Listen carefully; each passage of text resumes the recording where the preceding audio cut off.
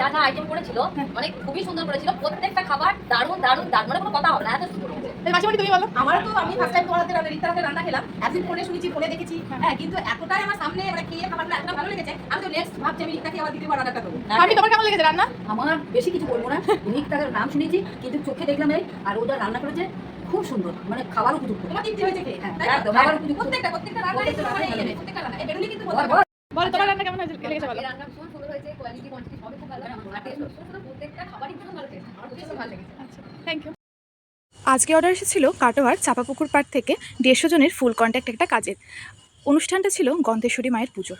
তোমরা আস্তে আস্তে দেখতে পাবে আমরা কীভাবে কাজটা কমপ্লিট করলাম। আগের দিন আমরা সকালবেলায় চলে গেছিলাম বাজার করতে। খুব রোদ গরম পড়েছিল বলে একটু আখের রসও খেয়ে নিলাম রাস্তায় দাঁড়িয়ে। সেই দিন সন্ধ্যাবেলায় সব সবজিগুলো কেটে রেখে দিলাম, আর অল্প কিছু সবজি আর আলু চিপসের আলু, আলু পোস্তর আলু, এগুলো সব পরের দিন কাটবো বলে রেখে দিয়েছিলাম।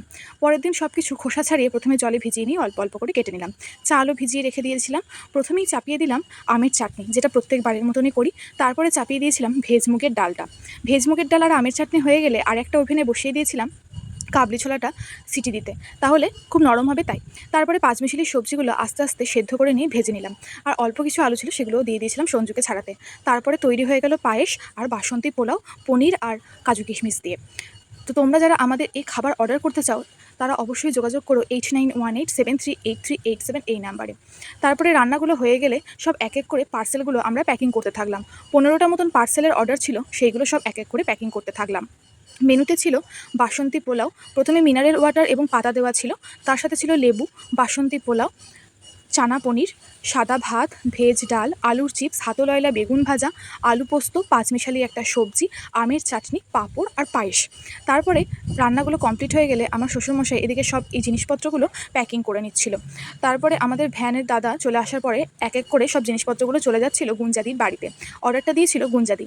সব খাবারগুলো একবারে যায়নি, 2-3বারে নিয়ে যেতে হয়েছিল। আর এদিকে আমারও পার্সেল এক ব্যাগ ভর্তি হয়ে গেছিলো, দুবারে আমাকে পার্সেলগুলো দিতে হয়েছে। একবারে দিতে হয়েছিল কাটোয়াতে, যেটা আমি আর আমার শ্বশুরমশাই গেছিলাম। তারপরে আমাকে গুঞ্জাদির বাড়িতে ড্রপ করে দিয়ে আমার শ্বশুরমশাই চলে এসেছিলো দাইহাটের পার্সেলগুলো দিতে, সেইটার ভিডিও তোমাদেরকে দেখাতে পারলাম না। আর প্রথমেই সরি চেয়ে নিচ্ছি, কারোর বাড়িতে গিয়ে পার্সেলগুলো দিতে পারিনি আজকে। সবাইকে একটা লোকেশনে ডেকে নিয়েছিলাম, তাদেরকে সেইখানেই দিয়ে দিয়েছিলাম। তো তোমরা যারা আমার এই খাবার খেয়েছো অবশ্যই কমেন্টে জানিও খাবারের টেস্ট কেমন হয়েছিল, আর একটা লাইক কমেন্টও শেয়ার করে দিও। তোমরাও যদি তোমাদের বাড়ির কোনো অনুষ্ঠানে আমাদের সাথে যোগাযোগ করতে চাও অবশ্যই যোগাযোগ করো আমাদের দেওয়া ফোন নাম্বারে। তারপরে আমি চলে এলাম যেখানে অনুষ্ঠানটা হচ্ছিল সেই স্পটে। সেখানে এসে এক এক করে খাবারগুলো গুছিয়ে নিচ্ছিলাম, কারণ তখনও কেউ খেতে আসার জন্য ওপরে আসেনি। তারপরে এক এক করে ব্যাচ শুরু হলো, আমরাও খেতে দিতে শুরু করলাম। এখানে দেখো সবাই খাচ্ছে। তো তোমরা যারা যারা দেখবে এই ভিডিওটা আর যাদের যাদের ভালো লাগবে অবশ্যই একটা লাইক কমেন্ট আর শেয়ার করে দেবে।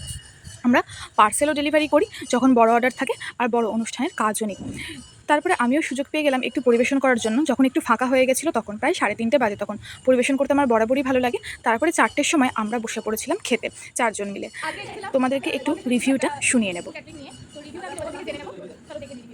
রিক্তা যা যা আইটেম করেছিল মানে খুবই সুন্দর করেছিল, প্রত্যেকটা খাবার দারুণ দারুণ দারুণ, মানে কোনো কথা হবে না, এত সুন্দর হয়েছে। মাসিমণি তুমি বলো। আমার তো আমি ফার্স্ট টাইম তোমার হাতে রিক্তার হাতে রান্না খেলাম, একদিন ফোনে শুনেছি, ফোনে দেখেছি, হ্যাঁ, কিন্তু এতটাই আমার সামনে মানে খেয়ে খাবারটা এতটা ভালো লেগেছে, আমি তো নেক্সট ভাবছি আমি রিক্তাকে আবার দ্বিতীয়বার অর্ডারটা দেবো। আমি তোমার কেমন লেগেছে রান্না? আমার বেশি কিছু বলবো না, রিক্তার নাম শুনেছি কিন্তু চোখে দেখলাম এই, আর ওটা রান্না করেছে খুব সুন্দর, মানে খাবার উপযুক্ত। তোমার তৃপ্তি হয়েছে খেয়ে? হ্যাঁ, তাই তো? একদম, খাবার উপযুক্ত।